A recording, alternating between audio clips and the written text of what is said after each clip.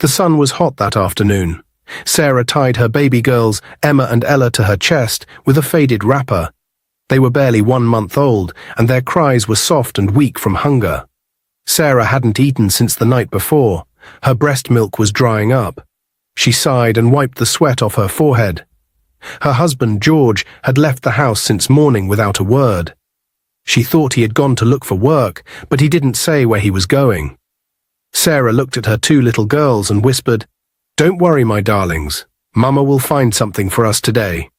She thought of the one person who had always helped her in tough times. Her best friend, Anita. They had been friends since secondary school. Anita lived just 2 streets away. Sarah adjusted the wrapper, held the babies tighter, and began the short walk to Anita's house. She knocked on the wooden door, hoping Anita would help her with a little money to buy food. No one answered at first, but the door was not locked. She pushed it gently and stepped in. "Anita," she called softly. Then she heard laughter from the bedroom. A familiar voice. "George?" Sarah's heart stopped. She tiptoed closer, carrying her babies in silence. The bedroom door was slightly open. What she saw made her knees weak. There, on the bed, lay her husband George, half naked, laughing and drinking a bottle of malt with Anita, her best friend, the same woman she came to beg for help. Anita wore a short wrapper, nothing else. They were sharing meat and laughing like children on holiday. George saw her first and jumped up, not in shame but in annoyance. "Why are you barging in like a madwoman?" he asked. Anita didn't even cover herself. She hissed, "Didn't your mother teach you how to knock?" Sarah stood frozen. Her lips shook, but no words came out. The babies started crying again. "So this is why you've been disappearing all day?" she finally whispered. "George, our daughters are hungry. I came to Anita to ask for help, and this is what I find." George rolled his eyes. "Please don't start that drama here." Sarah's voice rose. "George, they are 1 month old. 1 month. And this is what you're doing to us?" George laughed. "You think I'm a fool? You gave me 2 girls. Girls. Not even 1 boy. And you expect me to stay?" Anita smiled and said, "She should be lucky you even stayed this long." Sarah's lips trembled. "Our girls are just babies." "And you're already blaming them for being born female," George sneered. "Don't forget what the doctor said. Your womb is finished. No more children. It's like owning a spoon that can't fetch soup. What use is it?" Anita burst into laughter. "Oh, George, you're wicked." George shrugged. "I'm just being honest. I need a real woman. One who can give me sons." Tears rolled down Sarah's face. "So that's what I am now? Not a real woman?" George looked her from head to toe and said, "Look at you. You're always tired, always crying. Even your wrapper is a shame to be on your body." "I married a wife, not a beggar." Sarah looked at Anita, hoping she would say something, anything. But Anita only crossed her legs and sipped her drink. "Don't look at me like that. The heart wants what it wants," she said casually. The babies cried louder. Sarah held them close and backed away from the door. Her eyes were full of pain, her heart heavy. "I didn't come here to beg for love," she said quietly. "I came to feed my children, but God is watching." George laughed again. "Tell him to send you rice and beans then." Sarah said nothing more. She turned and walked out of the house, her babies still crying. The sun was still burning, but it was nothing compared to the fire in her chest. She walked and walked, not even knowing where her feet were going. All she knew was this: she was on her own now, and she had 2 innocent babies depending on her. She got home, sat on the floor, and looked around the 1-room apartment. The fan hadn't worked in months. The zinc roof leaked. The stove was empty. But inside her, something had shifted. She wiped her tears and kissed her babies' foreheads. "Your father may have turned his back on us," she whispered, "but I will never turn mine. I don't know how, I don't know when. But I promise you both, Emma and Ella, I will give you a good life. Even if it means selling the roof over our heads." 5 years had passed. Sarah sat on a small wooden bench in front of her house, watching Emma and Ella chase each other around the compound. Their tiny feet raised dust as they laughed loudly, their innocent joy echoing through the air. They were 5 years old now, tall, smart, and full of life. Sarah smiled, but deep down her heart was heavy. It was time to enroll them in school. She had waited long enough. She walked into the house and picked up their old birth certificates and the small bag of clothes they wore on Sundays. Her eyes scanned the cracked walls. The roof still leaked, but she didn't care. All that mattered now was her daughter's education. She had saved a little money from washing people's clothes, but it wasn't enough to buy books or pay school fees. She needed help. There was one man she could try, Mr. Johnson. He had been a close family friend when her husband was still around. He even called himself George's brother from another mother. He was rich, or so he always claimed. People in the neighborhood said he had connections. With hope in her heart, Sarah dressed up in her cleanest wrapper, tied her hair neatly, and walked to his house. Mr. Johnson lived in a slightly bigger house just 2 streets away. The gate was open. She walked in and knocked at the front door. "Ah, Sarah," Mr. Johnson said with a wide grin as he opened the door. He looked at her from head to toe. "Wow, you look good. God really spent time on you." Sarah forced a smile. "Good afternoon, sir." Come in, come in. What brings the beautiful mother of twins to my humble palace?" he asked as he led her inside. Sarah sat quietly. Her eyes moved around the room. The house smelled of stale soup and dust, but the plastic chairs were arranged neatly. She cleared her throat. "I came to ask for a favor. My daughters are 5 now. I want to send them to school, but I don't have enough money. I've been saving, but I still need more." Mr. Johnson raised his brows. "You want to send girls to school?" Sarah nodded proudly. "Yes, they're very smart." The man chuckled. "Sarah, who trains female children in school these days? You will suffer, train them, and in the end, they'll just get married and dump the certificate in one corner." Sarah blinked, surprised. "Sir, I don't understand." Mr. Johnson leaned forward. "Let them learn hairdressing or sewing. That's what girls need. Female children belong to the kitchen, not the classroom." Sarah's lips tightened. "Your female children belong in the kitchen, not mine. My daughters belong anywhere they choose to be, even the top." He laughed. "Ah, you're stubborn just like your husband used to say, but I like that. Let me help you." She sat up. "Really? You'll give me the money?" "Yes," he said with a sly smile, "but not for free. If you want my support, you have to give me something in return." Sarah narrowed her eyes. "What do you mean?" Mr. Johnson sat back, licked his lips, and said slowly, "I want you, Sarah. You're too beautiful to be suffering. Just look at how God created you. Fresh, fine, strong. Let me take care of you. I have money. I can help you. If you don't mind, you can even be my 5th wife." Sarah stood up immediately. "What did you just say?" Mr. Johnson smiled like a snake. "Don't be shy. Your husband is gone. And even when he was around, he didn't know your value. But me, I do. Come and enjoy life. I'll give you the money, clothes, a better house. Think of your daughters too." Sarah's nose flared. "I thought you were my husband's best friend." The man shrugged. "So what? That foolish man left you. Can't you see how stupid he was to walk away from a full package like you?" Sarah raised her voice. "So your plan is to take advantage of me because I need help? You think I'm that cheap?" Mr. Johnson stood up too, but still grinned. "You'll thank me one day. My 4 wives are not complaining. In fact, I'm doing you a favor. You'll be the youngest, the finest, the freshest. They'll serve you like a queen." Sarah folded her arms. "Your 4 wives are hungry, bitter, and ugly. They fight in the market like chickens. And you can't even take care of your own poor self. You wear 1 pair of slippers for 3 months, and your palace smells like burnt beans." The man's smile disappeared. Sarah wasn't done. "You think because I'm a single mother, I will fall for this nonsense? Never. If my daughters will walk to school with no shoes, it's better than watching them see me sell myself for school fees." Mr. Johnson hissed. "Suit yourself, stubborn woman." Sarah grabbed her bag and stormed out. The walk home was long, but her steps were strong. Her face burned with anger, but her heart beat with pride. That night she held Emma and Ella close and whispered, "Mama will find a way. I won't give up on you." She didn't sleep. She stared at the ceiling until the moon faded into dawn. Then an idea came to her. It was time to let go of the last thing she was holding on to. The old house. It was small. It was old. But it was hers. And it could be the price of a new beginning. Sarah stood quietly as the strange-looking man walked around the house. He wore a black cap and held a dirty notebook in his hand. He kicked a loose tile on the floor and shook his head. "This house is too old," he said. "The roof leaks, the walls are weak, and the toilet doesn't even work properly. You're lucky it's in a good location. That's the only reason I'm buying it, not because it's nice." Sarah nodded slowly. She had heard these words before.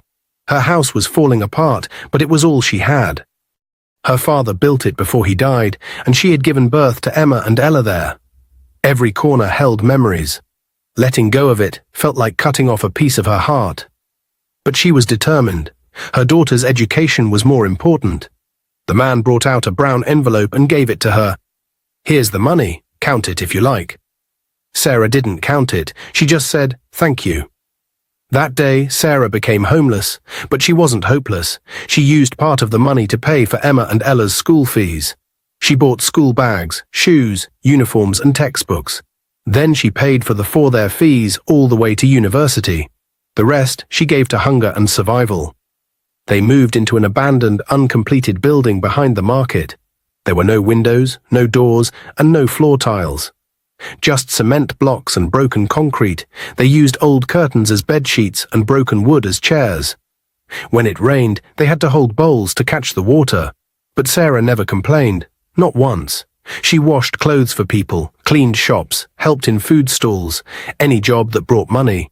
Sometimes she came home wet, tired, or with bruises on her hands, but every night she made sure her girls ate something, even if it was just soaked Gary and groundnut.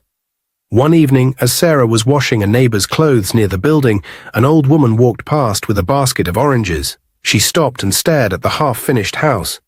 "You live here?" she asked. Sarah looked up, surprised. "Yes, Ma, with my daughters." The old woman stepped closer. "But this place is not safe. What if part of the wall falls down one night?"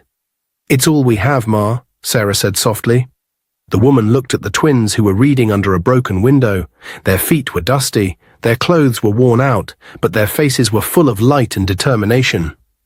She looked back at Sarah and said something that made her knees weak. "Come and stay in my house. It's just me alone, and the house is too big for me. You don't have to pay. Stay as long as you want, and leave when you're ready." Sarah dropped the clothes in her hand. "Ma, are you serious?" The old woman nodded. "God touched my heart. I don't know why, but I feel peace when I look at you and your girls." Sarah's eyes filled with tears. She dropped to her knees. "God bless you, Ma. May God bless you 1,000 times over." From that day, they lived in the old woman's compound. It was a simple 3-bedroom house with water, a small kitchen, and a garden behind. The woman treated Sarah and her girls like family. She gave them a room, cooked with them, prayed with them, and supported the girls whenever she could. Years passed. Emma and Ella grew into beautiful, brilliant young women. They passed every class with flying colors. Emma dreamed of becoming a lawyer, and Ella wanted to be one too, so they agreed to chase that dream together. The house was filled with books, laughter, and late-night reading. Then one day, just like that, 20 years had passed. Sarah was now older, with grey strands in her hair and more lines on her face, but her eyes still sparkled with pride whenever she looked at her daughters. On the day they graduated from university, both girls wore black gowns and hats. The school hall was full. They both graduated as the best in their department, law. The crowd clapped as their names were called: Emma Thompson, Ella Thompson. They walked across the stage, smiling brightly, their mother's dream finally coming true. After the ceremony, they rushed home with their certificates in hand. Sarah stood in front of the house, waiting for them with tears already forming in her eyes. The girls fell to their knees and held her tightly. "Mama," Emma said, crying, "we made it." "Mama," Ella added, "we're lawyers now." Sarah couldn't speak. Her heart was too full. She held their faces, kissed them, and whispered, "You both made me the proudest mother alive." But as they laughed and celebrated, the joy was not complete. The kind woman who had saved them from the uncompleted building had died 1 year ago. "She should have been here," Emma said softly. "She would have loved to see this day," Ella added. Sarah nodded slowly. "She didn't just give us a house, she gave us hope. She gave us family when we had none, and she'll always live in our hearts." They lit a candle that night and placed it by her favorite flower in the garden. Then they held hands and prayed. For the woman who helped them, for the man who walked away from them, and for every single mother out there struggling, fighting, and sacrificing. Meanwhile, George was sitting in his small rented apartment. He looked older than his age. His once bold shoulders were now bent. His eyes were tired. He had just returned from running errands for a man half his age. Nothing about his life was the way he imagined. His ears were still ringing with what he had heard earlier at the barber's shop. "Have you heard? Sarah's twin daughters graduated as top lawyers. Big law firm. Their names are in the newspaper." Ah, that woman tried, single-handedly raised those girls. Her husband was a fool to leave her. George had pretended not to hear, but every word echoed in his mind. His daughters, Emma and Ella, lawyers, his own flesh and blood. He felt hot shame rise in his chest. The door slammed open. Anita, the woman he had chosen over Sarah, walked in, throwing her handbag on the floor. "You're just sitting there again. Have you washed the plates? What about the clothes?" she barked. George didn't answer. Anita kept talking. "You think I'm your house girl, eh? You can't do anything useful in this house. Lazy old man." George stood up slowly and faced her. "Do you know you ruined my life?" Anita froze. "What did you say?" George's voice rose. "You deceived me. You made me leave my wife, my daughters, my home. And for what? This?" He pointed around the tiny room. Anita folded her arms. "Don't blame me for your foolishness. You are the foolish one," he shouted. "No child for how many years? You sleep with old men every weekend and come back smelling like perfume and lies." Anita laughed. "At least they give me money.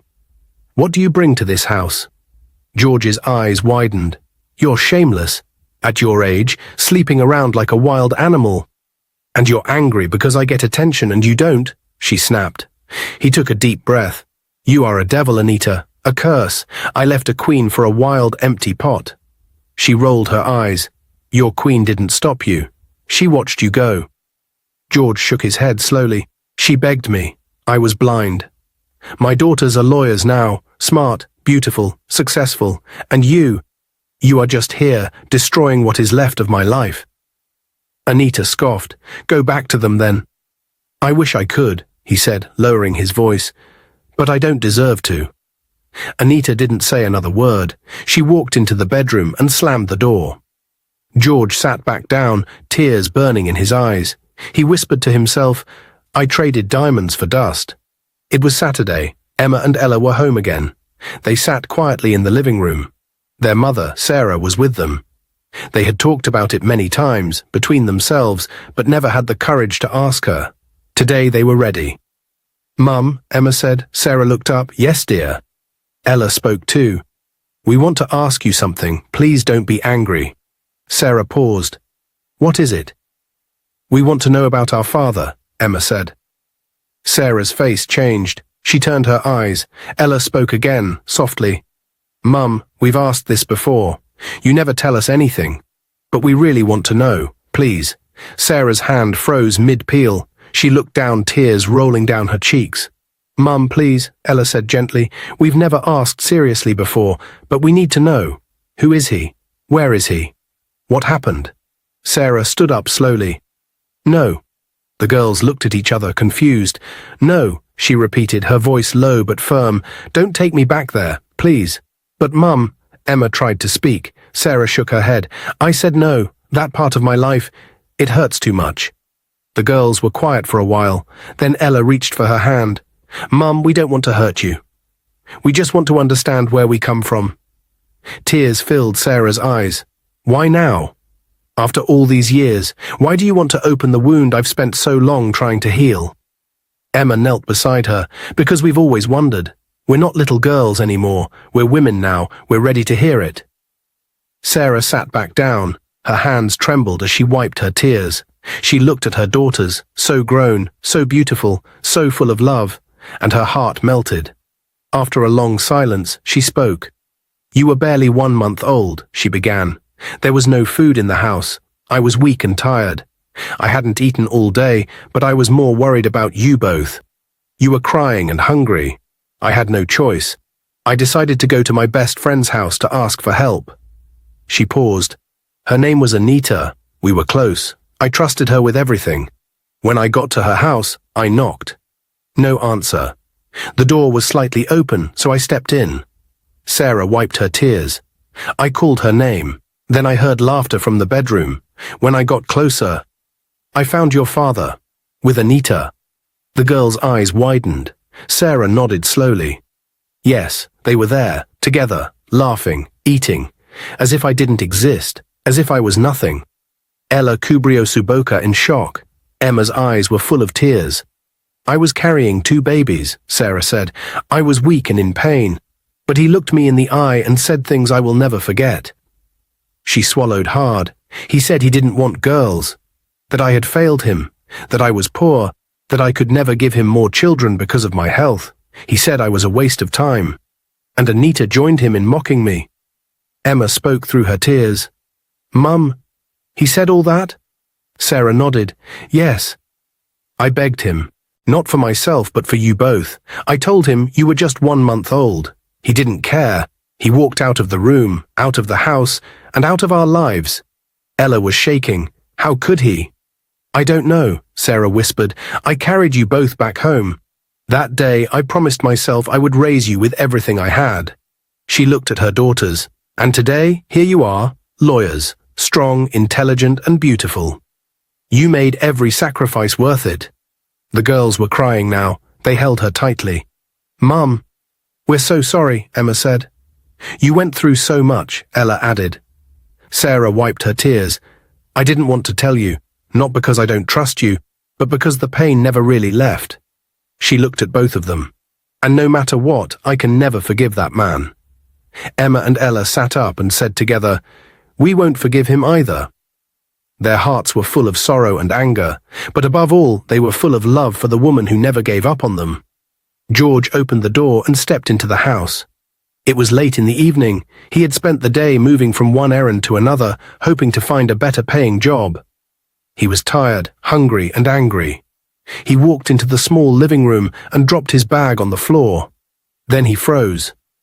There, on the couch, sat Anita, dressed in a red gown, laughing with an older man who had gold chains on his neck and a big ring on his finger. The man had his arm around her shoulder. There were 2 empty bottles of wine on the table. George's blood boiled. What is this? He shouted. Anita looked at him and smiled. Oh, you're home. Meet Mr. Benson, my guest. The man looked at George with a smirk. So this is the man of the house. George walked forward. Anita, what nonsense is this? In my house? Anita stood up slowly, unbothered. Relax, George. He's my friend. We were just having fun. Fun, George shouted. He's touching you in my house. You're laughing with him like I'm a fool. Anita shrugged. And if I am? What will you do? George pointed at the man. Get out of my house. Mr. Benson laughed and stood up. You're lucky I'm in a good mood. Otherwise, I'd teach you how to respect people with money. George moved closer, fists clenched. Try it and see. Anita stood between them. Enough. Mr. Benson, please leave. I'll call you later. Mr. Benson nodded and walked out, still laughing. George turned to Anita, breathing heavily. You're shameless. This is the kind of woman I left my wife for? A woman who sleeps with every man that shows her small cash. Anita smiled wickedly. Don't like it? Then deal with it. You have no power here. George pointed at her. You are a disgrace. You have no respect. You call yourself a woman. You are nothing but a low-class thing with cheap makeup. Anita laughed. Say it louder, George. Maybe your poverty will disappear. George shook his head. I regret everything. I regret leaving my family. I regret choosing you. Anita stepped close and said, And yet here you are, still living in my house, eating my food, wearing clothes I helped you buy. You left your queen for me, remember? That makes you worse than I am. George's fists shook. I will never forgive myself for what I did to Sarah. Anita walked away, still laughing. Good, go cry in a corner, foolish old man. 2 days passed. George barely said a word. He was still angry, still ashamed. Then one afternoon, Anita returned home with loud music playing from her phone. She walked in with shopping bags and dumped them on the table. "George," she called. He didn't answer. She walked into the kitchen and came back with a glass of juice. "I want you to apologize." George looked up, confused. "Apologize? For what?" "For embarrassing me in front of Mr. Benson," she said. "That man is kind to me. He gives me money. You shouted like a mad dog in front of him." George stood up. "And I should say sorry for that." Anita sat down. "Yes, if you want to continue living here, you must apologize. If not, I will chase you out of this house." George blinked. "You're serious?" She nodded. "Very." He looked around the room one last time. His eyes went back to Anita. "I will not apologize," he said firmly. "I may be poor, but I still have my pride." Anita stood up. "Then carry your load and leave." He grabbed his small bag, picked his worn-out shoes, and walked to the door. "You'll regret this," Anita shouted behind him. George turned. "Number Y already regret meeting you," she hissed. "You're old, broke, and bitter. Nobody wants you." "And you," George said, "empty and alone. A rich man's side dish today, forgotten tomorrow." She threw a shoe at him, but he was already out the door. George walked away without looking back. He didn't know where he was going, but anywhere was better than staying in that house with Anita. For the first time in many years, he had finally walked away from his biggest mistake. Anita was at home that evening, dressed in a red-fitted gown. She had just finished preparing a special meal, fried rice, peppered chicken, and chilled wine. Her sugar daddy, Chief Rowland, was coming over. He was wealthy, powerful, and always came with gifts. But he was also proud and controlling. Anita didn't care. All she saw was his money. When he arrived, she welcomed him with a kiss on the cheek. "Sit down, my love. Your food is ready." Chief Rowland smiled and sat on the couch. He looked around the small apartment and frowned. "You still live in this place? I told you I could get you a better one." Anita laughed. "Then do it. Talk is cheap." His smile disappeared. "What did you say?" "You heard me," she replied, pouring him a glass of wine. "You promised me a car last month. Nothing came. I asked for new clothes. Still nothing. Stop making noise." Chief Rowland stood up angrily. "Are you mad? Is it me you're talking to like that?" Anita rolled her eyes. "If you're angry, carry your big belly and leave." Before she could finish her words, he slapped her hard across the face. "You think I'm one of those useless boys you play with?" Anita pushed him. "Don't ever touch me again." But that only made him more angry. He grabbed her by the arm and shoved her hard. Anita fell backward. Her head hit the edge of the table. She didn't move. Chief Rowland stepped back, breathing heavily. "Anita!" No response. He rushed to her side and touched her face. Still no movement. He checked her pulse. Nothing. She was gone. His hands shook. He looked around the room in panic. Then, instead of calling an ambulance or trying to help, he picked up his phone and called the police. "Hello, officer." "Yes, it's urgent. I came to visit someone, Anita Raymond, and I found her dead in her house. I didn't touch anything, but I know someone who might be responsible. Her ex-husband, George. He has threatened her before." He hung up and quickly left the house. George was in his friend's small apartment, reading an old newspaper. His life was quiet now. He stayed out of trouble, worked little jobs, and tried to live with the pain of his past. Then the door flew open. 2 policemen walked in and pointed guns at him. "George Williams, you're under arrest for the murder of Anita Raymond." "What? No," George shouted. "I haven't seen Anita in weeks." They dragged him outside. Neighbors stared as the police pushed him into their van. George's friend, Mark, ran after them, shouting, "He didn't do anything. Leave him alone." But it was too late. At the station, George begged and cried, "I'm innocent. I was at home. I haven't been near Anita." But they didn't listen. Chief Rowland had already spoken to the right people. He had bribed the officers, and the file had already been written. George was guilty, according to their report. In court, the trial was quick. The judge didn't even let George speak for long. The lawyer didn't defend him well. Everything was already planned. The verdict came fast. "George Williams, you are hereby sentenced to death. You will be executed by hanging in 60 days. George fell to his knees in the courtroom. "I didn't kill her. I didn't." But the guards pulled him away. In prison, George sat in silence, tears running down his face every day.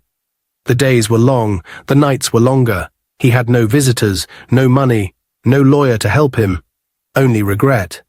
One day, Mark came to visit. George rushed to the bars. "Mark, please, I don't want to die like this. I didn't kill Anita." "You know I didn't. Please go to Sarah, go to my daughters, beg them. I don't want to die without their forgiveness." Mark's eyes were red. "George, I believe you. But I have no money. I can't fight the kind of power Chief Rowland has." The case was bought. George sobbed. "Please just beg them. Tell them I'm sorry. I was blind. I was stupid. I left gold for garbage. But I know now. I know." He leaned his head against the bars. "Please, I don't want to die with this pain in my heart. Beg them to forgive me." Mark wiped his own tears. "I warned you, George. I told you never to leave your family. I told you that day, but you didn't listen." George nodded weakly. "And now it's too late." Mark stood outside the tall law firm building, holding his cap tightly in his hand. He felt nervous, tired, and unsure. He looked around, then took a deep breath and walked into the air-conditioned reception. "Good afternoon," he said politely to the young woman at the front desk. "Good afternoon, sir. How may I help you?" she asked with a smile. "I'm looking for one of your lawyers. Her name is Ella. Please, I really need to speak with her." The receptionist checked her screen. "Do you have an appointment?" "No, but it's urgent. Please." She picked up the phone and dialed. "Miss Ella, someone is here to see you. He says it's very important." A few seconds later, she looked at Mark and nodded. "You may go up. Office 204, second floor." Mark whispered a quick thank you and rushed into the elevator. His heart was pounding. "Please, Lord, help me." When he reached the office, Ella was seated behind her desk. She looked beautiful and sharp in her black suit. She didn't smile. "Yes, how may I help you?" she asked. Mark stood at the door, nervous. I'm sorry to disturb you. My name is Mark. I'm a friend of your father." "George." Immediately, Ella's face changed. She frowned and leaned back in her chair. "And so?" "I came to talk to you, about him." She folded her arms. "Why? What business do I have with a man who walked out on me, our mother and my twin sister when we were just babies?" "Where were you, old stranger?" Mark nodded sadly.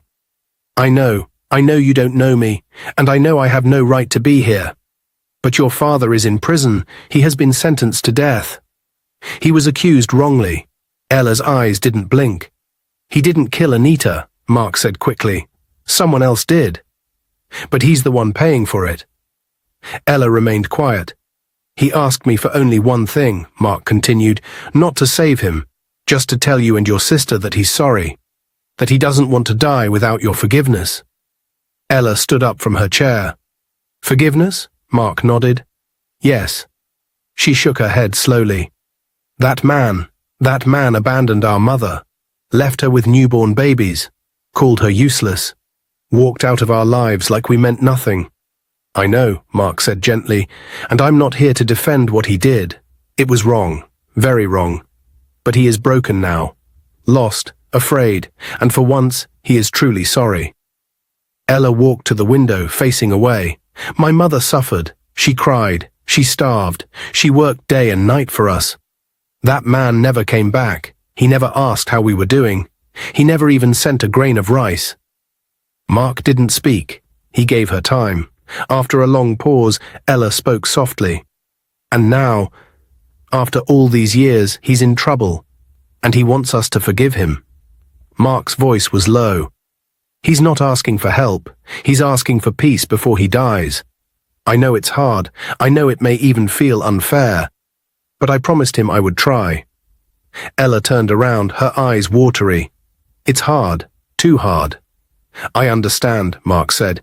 "You don't need to decide now. I only ask, talk to your sister, talk to your mother. If nothing changes, I'll understand." She looked at Mark for a long moment, then said, "Come back in 2 weeks. I'll speak to my family before then." Mark nodded quickly. "Thank you. That's all I ask." As he turned to leave, Ella spoke again. "Tell him nothing is promised. I can't promise anything." Mark stopped at the door. I will, but thank you for not chasing me out. She didn't answer. She just stared at her table in silence. As Mark left the building, he looked up at the sky and sighed. Lord, please touch their hearts. Ella sat at the edge of her mother's bed. Emma stood near the window with her arms folded. Sarah was sitting on a plastic chair, holding her glasses and looking down. The room was quiet. Heavy. Mum, Ella said softly, we need to talk. Sarah looked up, already sensing what the conversation was about. It's about Dad, Emma added. Sarah stood up quickly. Don't call him that. He lost the right to be called that years ago. Mum, please, Ella said, just listen. Sarah shook her head. There's nothing to listen to. That man hurt me. He hurt you. He left us in the worst way. He said things I can never forget. He's in prison now, Ella said. He's been sentenced to death. He was accused wrongly. Sarah was quiet. He didn't kill Anita, Emma continued. One of her sugar daddies did, but he's taking the blame. He's poor. He has no one. He has nothing. He needs our forgiveness now. I don't care, Sarah said sharply. He left me when I was bleeding, when I had nothing, when I was carrying 2 babies. And now he wants my forgiveness. He's not asking you to fight for him, Ella said. He just wants to rest in peace. He wants to say sorry. Sarah's lips trembled. For years I cried myself to sleep. I worked with wounds on my hands and sores on my feet. I begged strangers to feed you too. Where was he? Tears filled her eyes. I carried shame, hunger, pain, but I carried it with pride, because I refused to give up on you, so I will never forgive that man. Mum, Emma said, her voice breaking, we know you're hurt. We are too. He's not the same man anymore. He's broken. He cries. He regrets.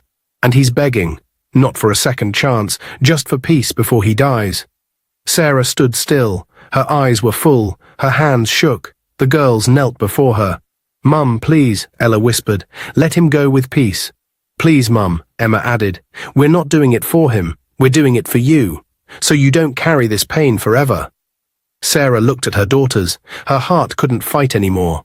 She closed her eyes and said the words slowly. Fine, we will go. I forgive him. Ella and Emma hugged her tightly, all of them crying together. The next day, they arrived at the prison. George sat alone in his cell, thin and tired. His head was bowed, hands wrapped around his knees. The guards called his name, and he barely responded.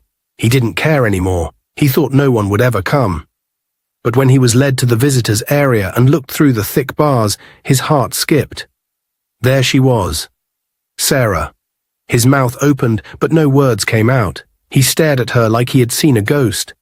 Tears welled up in his eyes. Sarah, he whispered.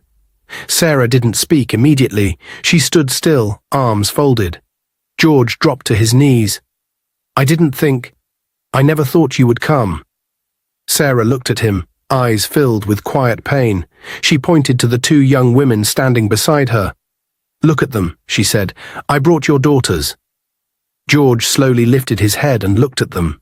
He blinked, confused, overwhelmed. These are... His lips shook.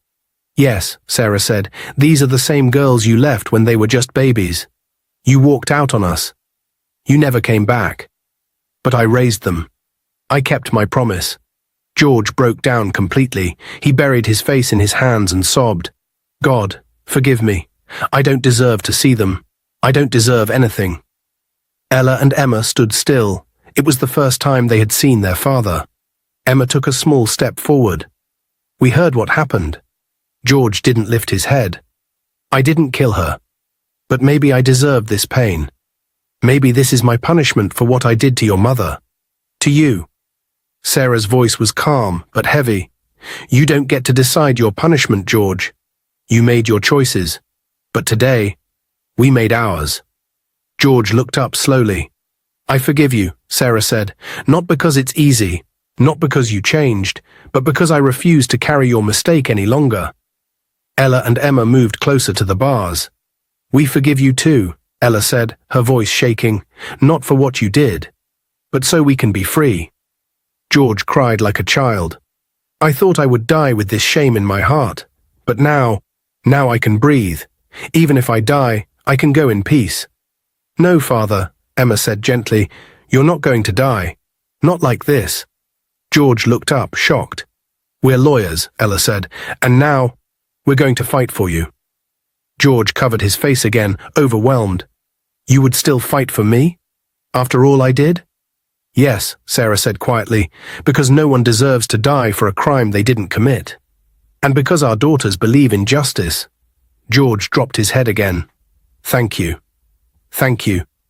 It was the first time in many years he felt the weight of love again, not because he earned it, but because they chose to give it. After that emotional prison visit, Ella and Emma didn't waste time. They wiped their tears and got to work. They met with a senior lawyer who helped them reopen their father's case. They requested access to files, reports, and police records. They read everything and found many things that didn't make sense. "Look at this," Emma said, pointing to the report.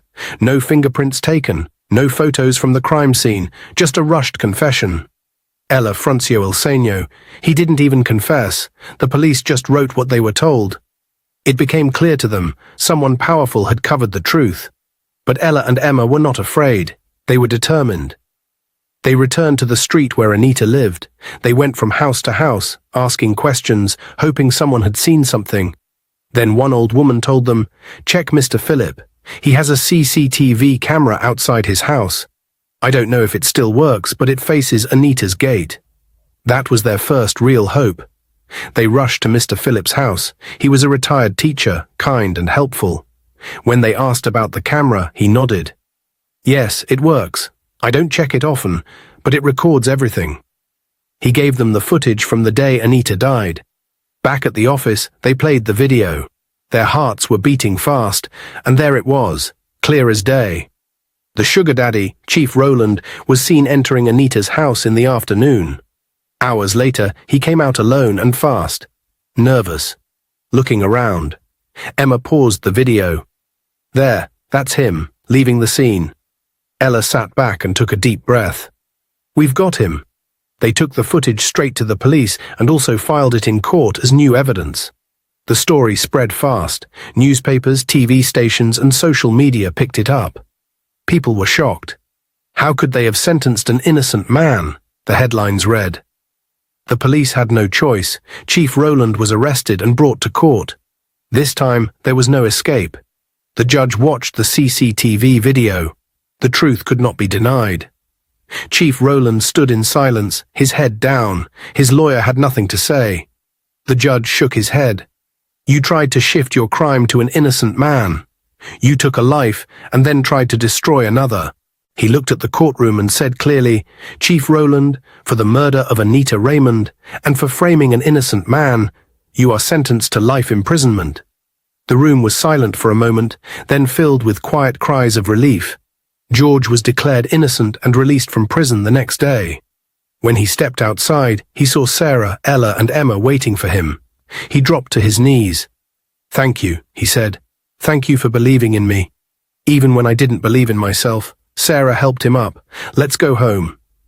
And for the first time in many years, George walked, not as a prisoner, not as a broken man, but as a father who had been given a second chance. Dear viewers, what lessons did you take away from this dramatic tale? We'd love to hear your thoughts in the comments below. If you enjoyed the story, give us a thumbs up, share it with friends, and hit that subscribe button. Don't forget to turn on notifications so you never miss out on our latest updates. Thanks for watching and stay blessed.